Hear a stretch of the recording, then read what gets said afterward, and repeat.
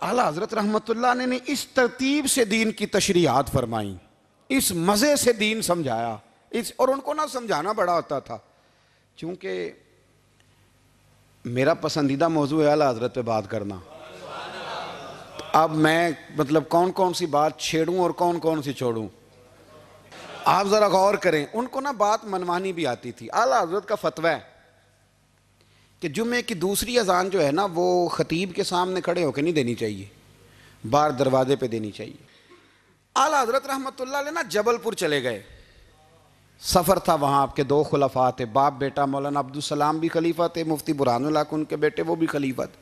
فاضل بریلوی جب وہاں پہنچے عالم وہ نہیں ہوتا کہ جو بات لچھے دار تقریر کر کے تو گزر جائے. عالم وہ ہوتا ہے جس کو بات کرنی بھی آتی ہو اور ذہن میں اتارنی بھی آتی ہو. وہ شخص ہے جو پختہ علم رکھتا ہو، اسے پتا ہو کہ کس حکمت کے ساتھ لوگوں کو بات سمجھانی ہے. کلم الناس علی قدر عقولہم، اگرچہ مدرسین کی بھی بڑی بات ہے، لیکن ٹھہر ٹھہر کر طریقے سے پیار سے ہمارے بزرگ سمجھاتے تھے.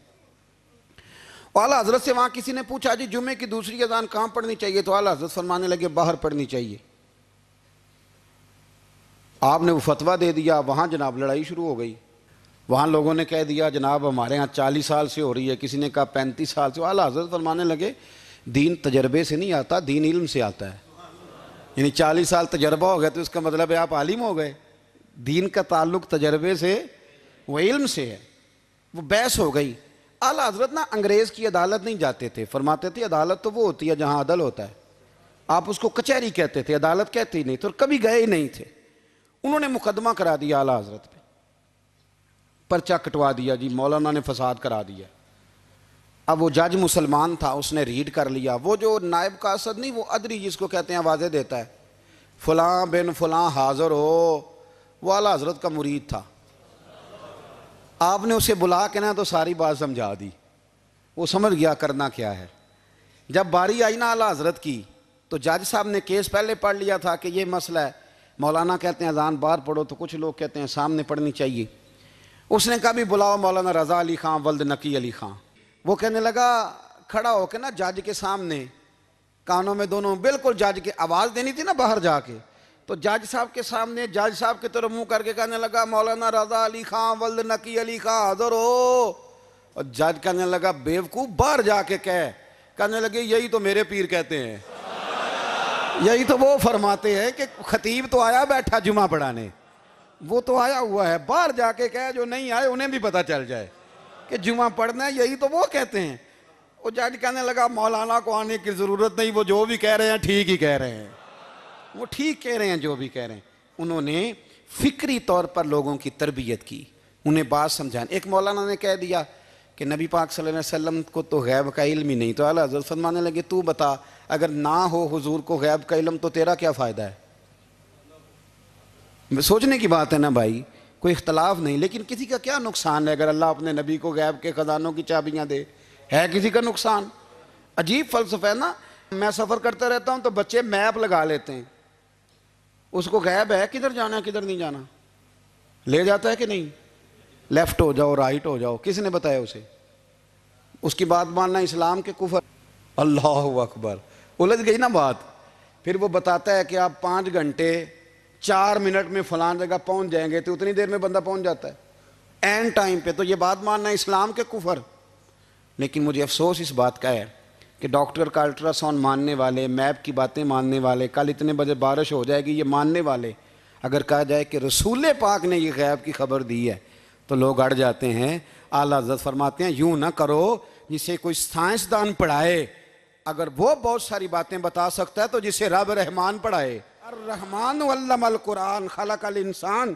میں تم بات ہی نہیں مانتے. فاضل بریلوی نے الدولۃ المکیہ پوری کتاب لکھی ہے، اور آپ فرماتے ہیں اللہ نے سب سے زیادہ غیب کی خزانوں کی چابیاں اپنے نبی کو عطا فرمائی ہے. تو آپ نے ہر محاذ پر حضور کی شانیں بیان فرمائی، نبی پاک کی عظمتوں کے تذکرے کیے.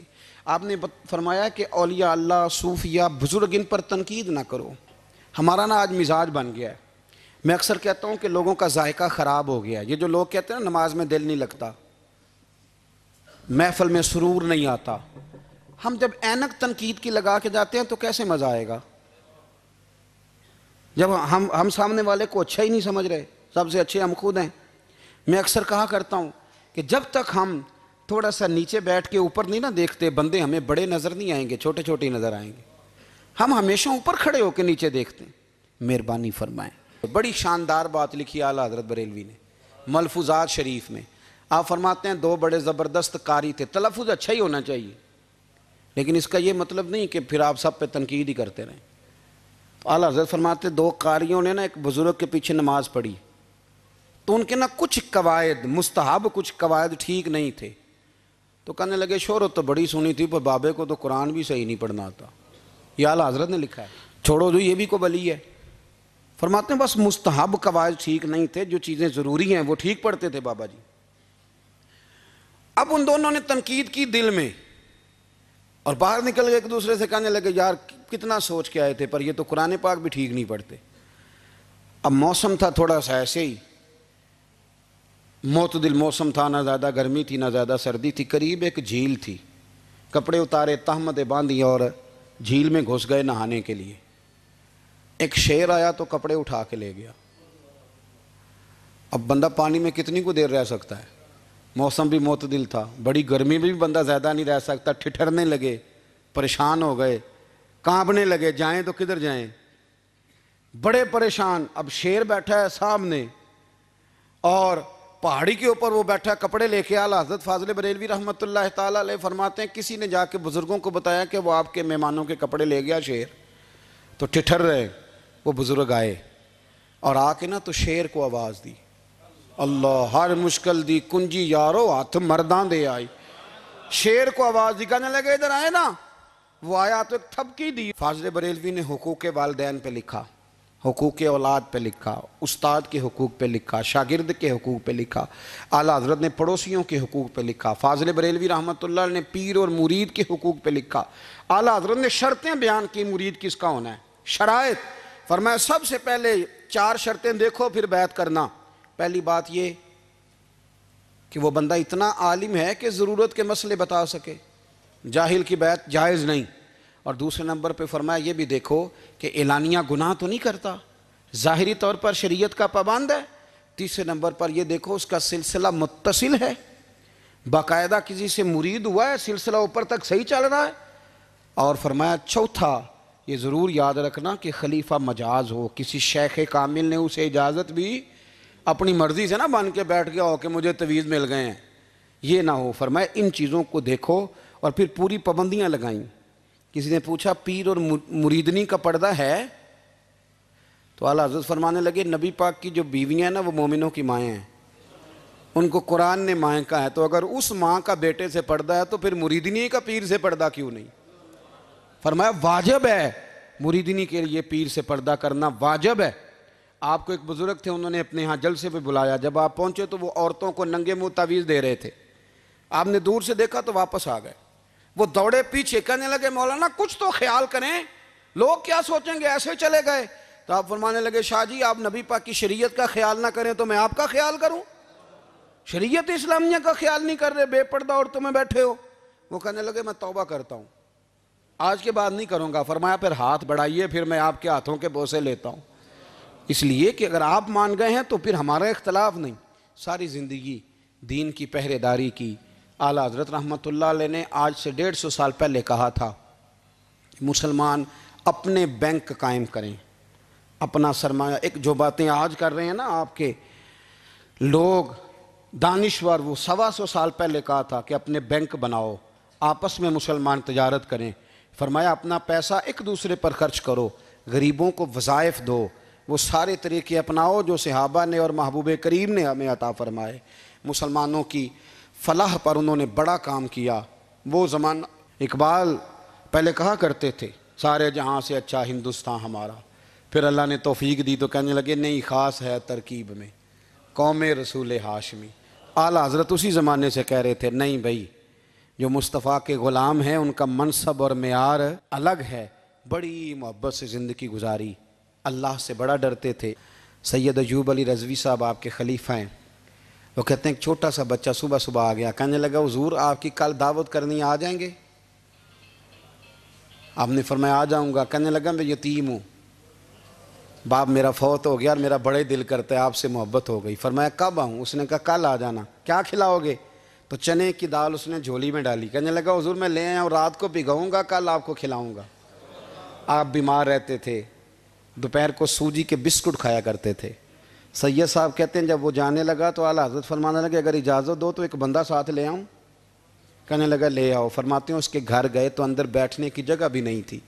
1000 کتاب کے مصنف، لاکھوں کروڑوں مریدوں کے پیر، امت مسلمہ کتنے بڑے لیڈر. کہتے ہیں اس نے نا باہر گلی کے باہر دروازے کے باہر چٹائی بچھا دی.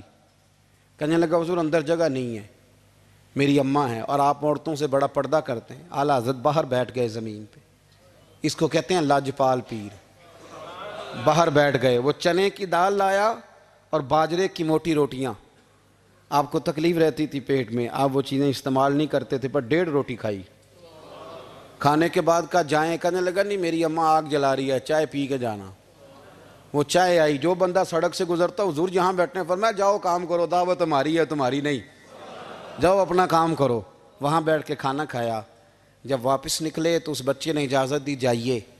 واپس آئے تو کچھ چہرے پہ کمزوری کے آثار تھے، کچھ تکلیف پیٹ میں شروع ہو گئی. سید صاحب کہنے لگے حضور آپ نے کیا کیا؟ بیمار ہو جائیں گے. فرمانے لگے ایوب علی یار بیماری تو ٹھیک ہو جائے گی، پر تو نے دیکھا نہیں یتیم کا دل کتنا راضی ہو گیا ہے، کتنا راضی ہو گیا اس کا دل، کتنا وہ خوش ہوا ہے. اور فرمایا جب یتیم راضی ہوتا ہے تو اللہ بھی راضی ہوتا ہے، اللہ کے نبی بھی راضی ہوتے ہیں. بڑی پرہیزگاری والی زندگی گزاری. 3 باتیں ان کی زندگی کا اصول تھا.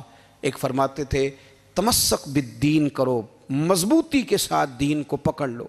اور دوسرا فرماتے تھے جو اللہ رسول کے دشمن ہیں ان سے ہمیشہ بچو، جو ذرا بھی کہیں بے ادبی کرے اس سے پرہیز کرو. اور تیسرے نمبر پہ فرماتے تھے اگر سکھ ہی جینا چاہتے ہو تو عشق رسول میں جینا سیکھو، ورنہ دنیا سے تو پیار ہو ہی جائے گا، دولت سے تو ہو ہی جائے گا، محبوب سے کرو گے تو زندگی سکھی ہو جائے گی. اللہ ہمیں ان کے فیضان سے فیض یاب فرمائے.